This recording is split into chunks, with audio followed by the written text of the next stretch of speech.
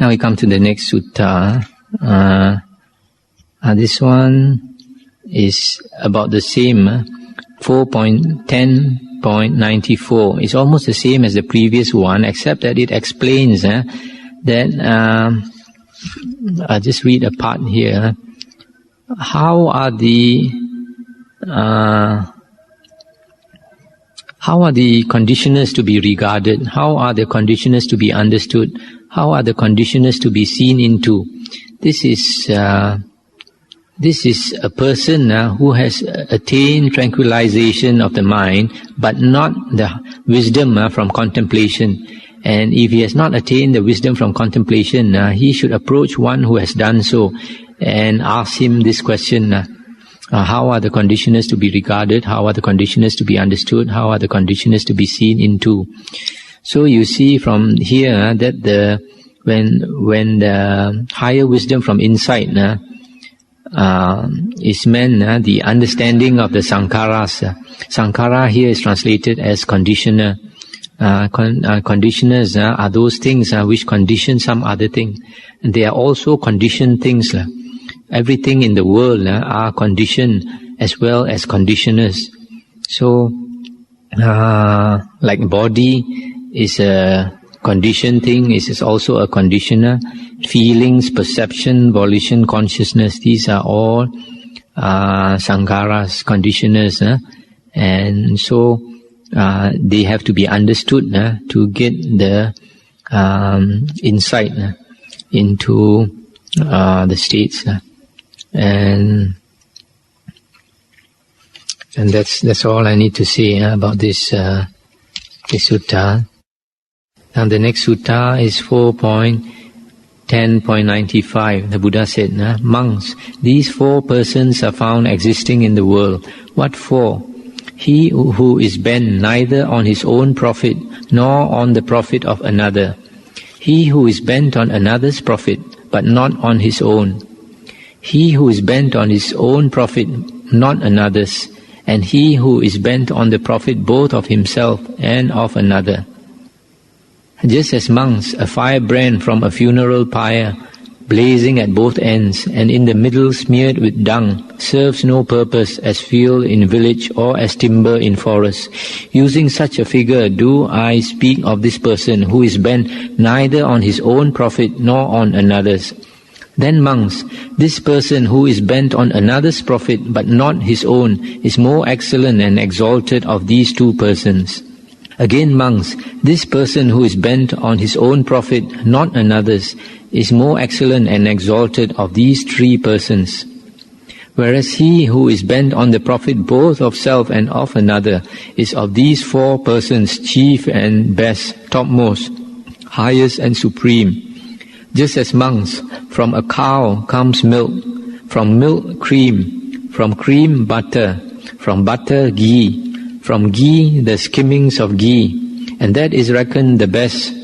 Even so, this person who is bent on his own profit as well as on the profit of another is of these four persons chief and best, topmost, highest and supreme. These four persons, monks, are found existing in the world. This sutta is about, refers to the spiritual path, because the next sutta, sutta number 96, explains that a person bent on his own profit, not on another's profit, is a person who practices the restraint of passion, hatred and delusion, but does not encourage another person to practice the restraint of passion, hatred and delusion. So you can see that this sutta is concerned with the spiritual path, and you notice the first one, he is bent neither to his own profit or on another's profit. That means he does not cultivate himself and does not encourage another person to cultivate himself. This is a useless person, just like a piece of wood from a funeral pyre that's already smoking and burning. It can't be used as fuel, and it also cannot be used as timber.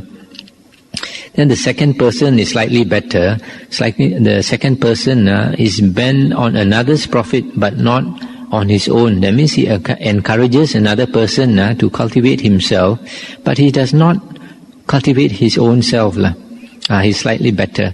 And the third person, who is even better, is a person who is bent on his own profit but not another's. That means he cultivates himself, but he does not encourage another person to improve himself. And the best is the person who cultivates himself as well as encourages other people to improve themselves spiritually. So from this sutta, you find an interesting point here is that the second person is the one who is bent on another's profit, but not of his own, is lower than the person who is bent on his own profit but not another's. In other words, the Buddha is saying that if we practice the spiritual path ourselves, but not encourage others to practice, this is better than another person who does not practice to cultivate himself, but he encourages other people to practice. Why? Because this is something that some people find difficult to understand, because some people, they have the idea that a person who cultivates himself, for example, a person who meditates, stays alone to meditate, that he's selfish. Whereas another person who is helping other people but not himself, he is better. But in the Buddha's teaching, this is not so, because basically most people, we love ourselves the most of all the persons in the world because of our ego. There's nobody we are more concerned with than the self. This is pointed out in another sutta later, we'll come across. So if we say that we are only concerned with other people's good, but not of ourselves, and trying to think to go around helping other people but not yourself, then in a way you are kind of bluffing yourself, because there's no person more important to you than your own self. And we have to recognize this. So if we cultivate ourselves, then later we can help other people also. But of course, if you can do both, that is the very best. Now we come to another sutta, 4.10.100. Potalia, the wanderer, came to visit the Exalted One, and on coming to him, greeted him courteously, etc., sat down to one side, etc. As he sat at one side, the Exalted One said this to Potalia, the wanderer. Potalia, these four persons are found existing in the world. What for? Herein, Potalia, a certain person speaks in dispraise of what deserves not praise, seasonably saying what is a fact and true. But he does not speak in praise of what deserves praise in like manner. Again, Potalia, a certain person speaks in praise of what deserves it, but not in dispraise of what deserves not praise, saying seasonably what is a fact and true. Yet again, Potalia, a certain person speaks neither in dispraise of what deserves not praise, nor in praise of the praiseworthy, saying seasonably what is a fact and true. Once more, Potalia, a certain person speaks both in dispraise of what deserves not praise, and in praise of what is praiseworthy, saying seasonably what is a fact and true. These, Potalia, are the four persons found existing in the world. Now, Potalia, of these four, which person in your view is to be accounted most admirable and rare? And then Potalia said, of these four persons, Master Gotama, he who speaks neither in dispraise of what deserves not praise, nor in praise of the praiseworthy, saying seasonably what is a fact and true, this person, in my view, is to be accounted most admirable and rare of these four. Why so? Because, Master Gotama, his indifference is admirable. And the Buddha said, now, Potalia, these four persons found existing in the world. Of these four persons, Potalia, I maintain that he who speaks in dispraise of what deserves not praise, and in praise of what is praiseworthy, saying seasonably what is a fact and true, he is the most admirable and rare. Why so? Because, Potalya, his discrimination of proper occasions is admirable. And Potalya said, well, Master Gotama, these 4 persons are found in the world. Of these 4, Master Gotama, he who speaks in dispraise of what deserves not praise, and in praise of the praiseworthy, saying seasonably what is a fact and true, he, as you say, is the most admirable and rare. Why so? Because, Master Gotama, his discrimination of proper occasions is admirable.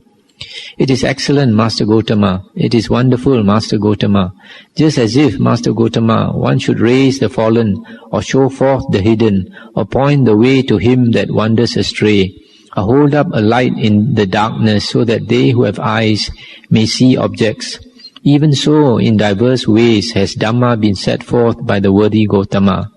I do go for refuge to the worthy Gotama. May the worthy Gotama accept me as a lay disciple from this day forth, as long as life lasts, as one who has gone to refuge, who has gone to him for refuge. This is quite an interesting sutta about these 4 persons.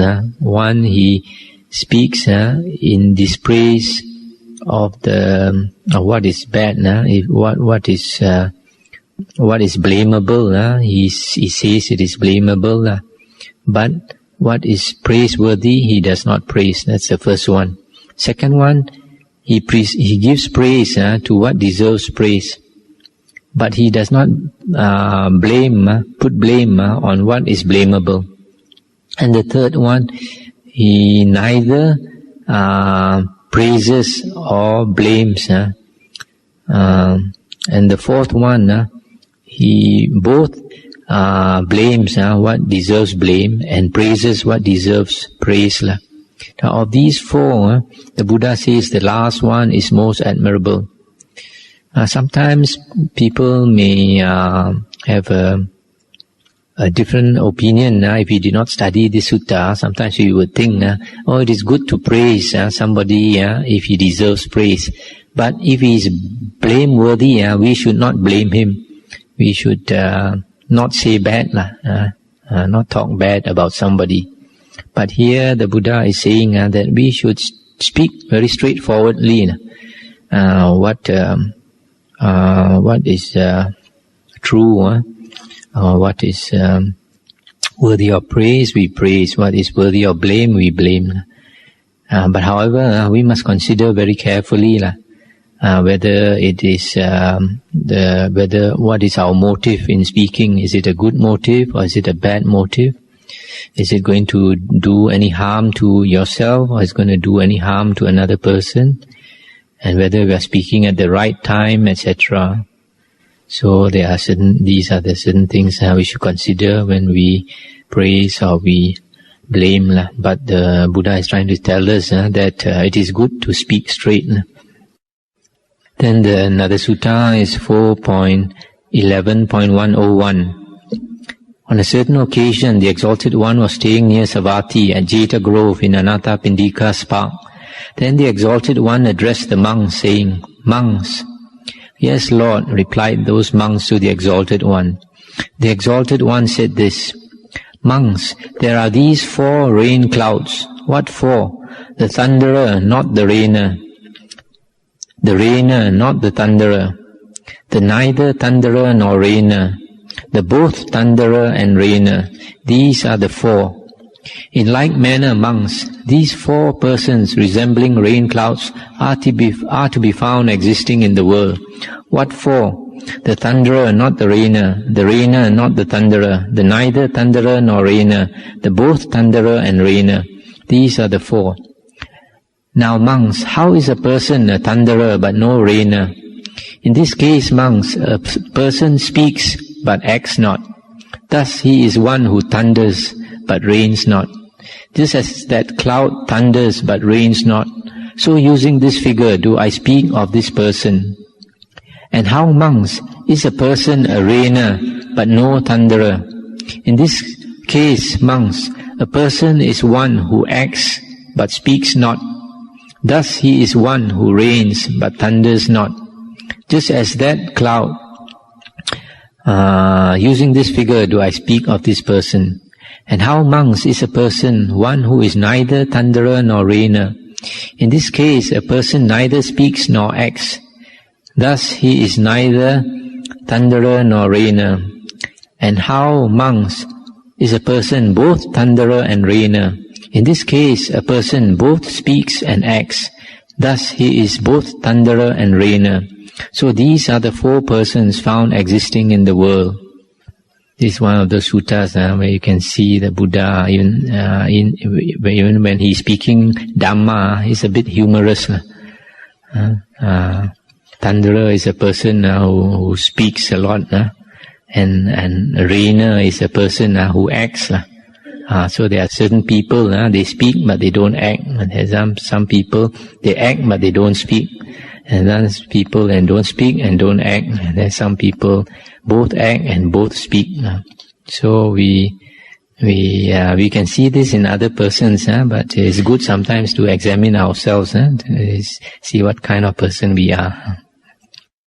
Another sutta, 4.11.103. Monks, there are these four pots. What for? The closed and empty, the open and full, the open and empty, and the closed and full pot. In like manner, monks, there are these four persons resembling pots to be found existing in the world. What for? The closed and empty, the open and full, the open and empty, and the closed and full. And now, monks, how is a person closed and empty? In this case, the looks of a certain person is charming, whether he be departing or approaching, looking forward or backward, bending or unbending, bearing outer robe or bowl and robe. But he understands not, as it really is, the meaning of this is dukkha, this is the arising of dukkha, this is the ceasing of dukkha, this is the path that leads to the ceasing of dukkha. Thus, monks, a person is closed and empty, just as that pot which is closed and empty. Even so, using this figure do I speak of this person. I'll just stop here for a while to explain a bit. Here, when the Buddha says closed, he means like a closed pot. You don't know the contents inside the pot, So in the same way, if a person is charming, in his looks, in his actions, etc., he looks very good. So he is like the closed pot, You don't know. It's hard to tell from his looks, because this person is so charming, etc., whether he's really empty or full. Empty or full, in a way, it's like our Chinese, we say yao liu, mo liu. So whether that person has substance or no substance. So because he is, his looks are good, it's hard to tell. That's why he's like a closed pot. And then the Buddha continued. And how, monks, is a person open and full? In this case, the looks of a certain person is not charming, etc. But he does understand, as it really is, the meaning of this is dukkha, this is the arising of dukkha, this is the ceasing of dukkha, this is the path that leads to the ceasing of dukkha. Thus is this person open and full. And how, monks, is a person open and empty?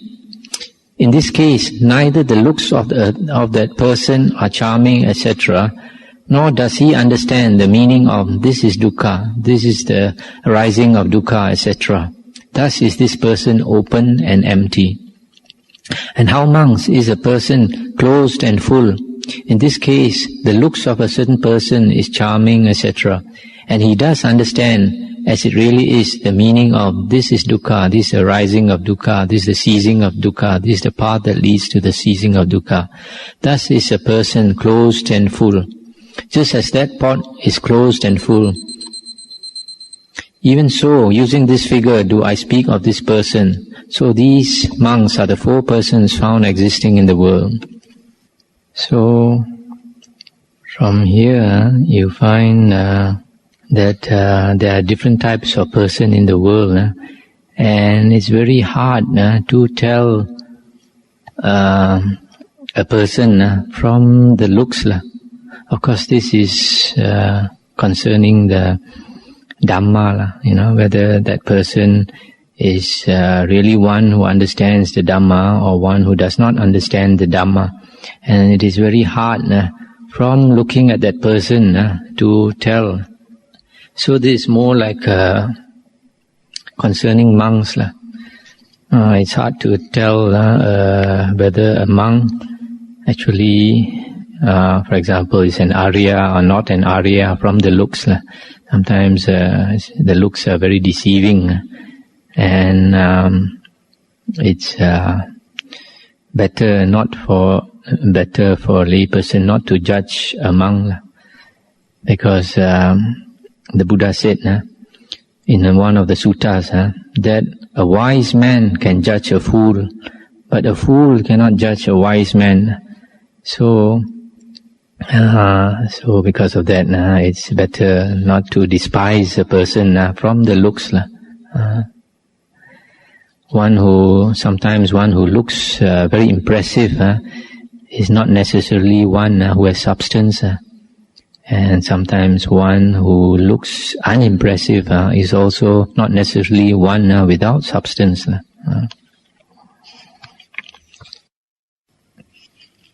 Now we come to the Sutta 4.11.110. Monks, there are these 4 snakes.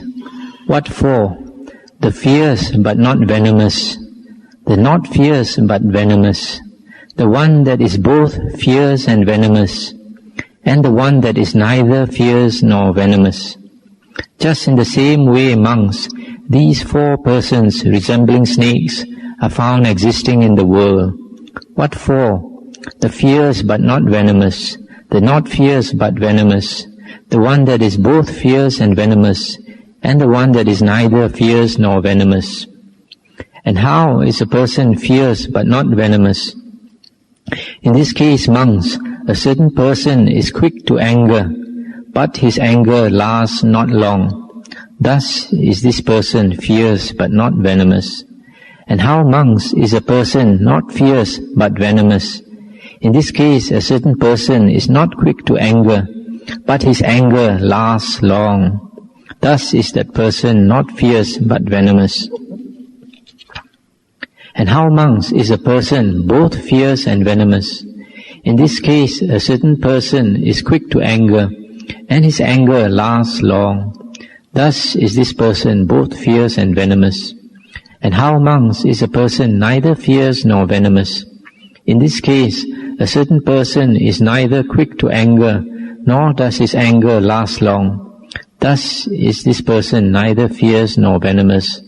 Just as that snake that is neither fierce nor venomous, so using this figure do I speak of this person. So these monks are the 4 persons resembling snakes that are found existing in the world. This is one of those little humorous suttas again. Here when the Buddha said fierce, he means a person who is quick to anger. And then venomous means a person whose anger lasts a very long time. You can see this very clearly in persons also, in a lot of people. So in the same way, we also have to examine ourselves to see what kind of snake we are. Now I come to another sutta, 4.12.111. Now Kesi, the horse trainer, came to visit the Exalted One. And on coming to him, he saluted the Exalted One and sat down at one side. As he sat thus, the Exalted One said this to Kesi, the horse trainer. You yourself, Kesi, are a trained man, a trainer of horses for driving. Now Kesi, pray, how do you train a tameable horse? And he said, as for me, your honor, I train a tameable horse by mildness, also by harshness, also by both mildness and harshness. But suppose, Kesi, the Buddha said, a tameable horse does not submit to your training by mildness, nor to the training by harshness, nor yet to the training by both methods. What do you do? In such a case, Your Honor, I destroy him. Why so? With the idea, let him not be a discredit to my teacher's clan. However, Your Honor, the Exalted One is unsurpassed as a trainer of men for driving. Pray, Your Honor, how does the Exalted One train a tameable man? I'll just stop here for a while to make a comment. Here, Kesi, he says he's trained his horses by mildness, that means a soft approach, and then by harshness, means a hard approach. Maybe the mild approach is maybe he gives sweets or something that the horse likes to eat, so that the horse will listen to him. And the harshness, maybe if the horse doesn't listen, maybe he'll whip the horse. And if using both these methods, the horse still cannot be trained, then he says he destroys the horse, he kills the horse, because he doesn't want his reputation to be spoiled, or his teacher's reputation to be spoiled. So now he asked the Buddha, how does the Buddha train a tameable man? And the Buddha answered, for my part, Kesi, I too train a tameable man by mildness, also by harshness, also by both together. This, Kesi, is the way of mildness. Thus is good conduct in body. Thus is the result of good conduct in body. Thus is good conduct in speech. Thus is the good result of good conduct in speech. Thus is good conduct in mind. Thus is the result of good conduct in mind. Thus are devas and thus are men. And this, Kesi, is the way of harshness. Thus is bad conduct in body. Thus is the result of bad conduct in body. Thus is bad conduct in speech. Thus is the result of bad conduct in speech. Thus is bad conduct in mind. Thus is the result of bad conduct in mind. Thus is the hell realm. Thus is the animal realm. Thus is the realm of ghosts. And this, Kesi, is the way of both mildness and harshness. Thus is good conduct in body, speech and mind. Thus is the result thereof. Thus is bad conduct in body, speech and mind. Thus is the result thereof. Thus are devas and men. Thus is the hell realm. Thus is the animal realm. Thus is the realm of ghosts. I'll stop for a while here to explain a bit. So here the Buddha is saying that using the soft approach, the mild approach, he teaches that good conduct of body, speech and mind will result in being born as a deva or being born as men in the human realm.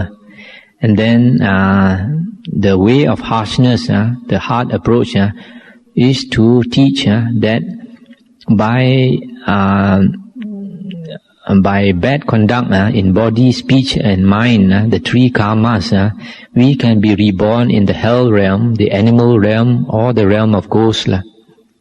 One thing you notice in the suttas, in our original four Nikayas, that when the Buddha talks about the woeful planes, is always three, the hell realm, the animal realm and the ghost realm. In the suttas, in the original suttas, the Asura planes are not considered a woeful plane. The Asuras are devas, heavenly beings. It's only the later books that put the Asuras into the woeful planes.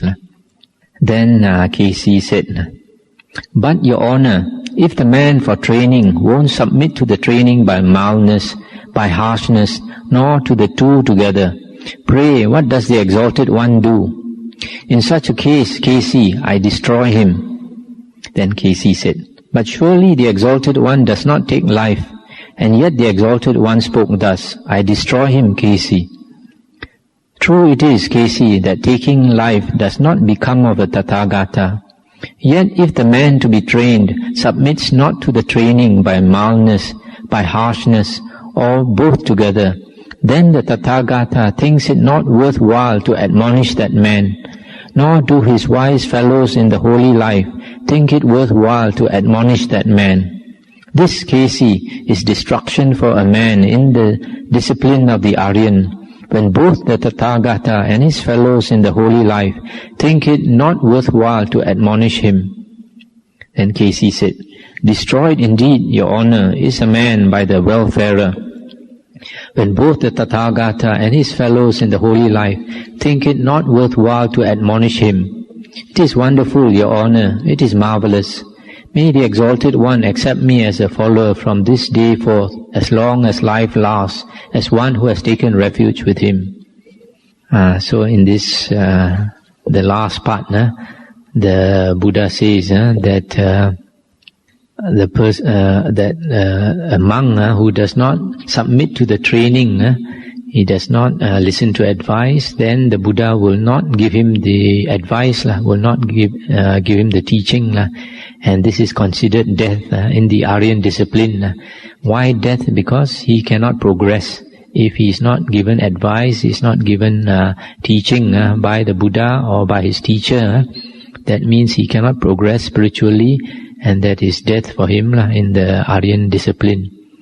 It is also considered death in the Aryan discipline when a monk disrobes, goes back to lay life, goes back to the low life. That is also death in the Aryan discipline. Also, when he breaks one of the major precepts, when he breaks one of the major precepts, that means the parajikas, the very heavy precepts, if he breaks it, then he's considered no more a monk, even though he wears the robe. I think that is more correct rather than just to say that he disrobed, that he's actually fallen into the gravest offense for a monk, and then disrobed. So in the spiritual life, it is a teacher is considered very important. If we don't have a teacher to learn under, then we cannot progress. And the Buddha said that if your teacher guides you so that your sila, samadhi and panya increase, then you should follow him for the rest of your life. The Buddha said somewhere in one of the suttas. But if his sila, samadhi and panya is worse than yours, lower than yours, then you should run away from him. This stated in another sutta. So you see, this is another one of those suttas where the Buddha used a simile in a kind of humorous way to teach the Dhamma.